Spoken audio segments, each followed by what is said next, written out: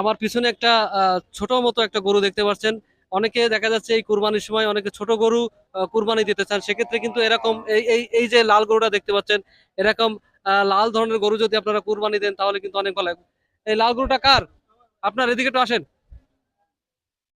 এই গরুটার কত দাম, কত দাম এদিক থেকে? এই দাম গরুটা ৮২,০০০ 82,000। দরদাম হয়েছে এখনো? হয়েছে। কে কেমন দাম বলছে? ৭২, ৭৩। 72, 73। তো এরকম দামে দেবেন না? না, লস হয়ে যেতিস তো। লসই যাচ্ছে। তো আপনার কোন জায়গা থেকে নিয়ে আসছেন গরু? মঙ্গলকোট। আপনার বাড়ির গরু নাকি কিনা। কিনে নিয়ে আসছেন? মানে গ্রাম থেকে কিনে নিয়ে গ্রাম থেকে কিনা। গ্রাম থেকে কিনছেন? ও, তো গরুটা তো অনেক সুন্দর, কুরবানি উপযোগী। এরকম গরু অনেকে কিন্তু পছন্দ করে, করে না?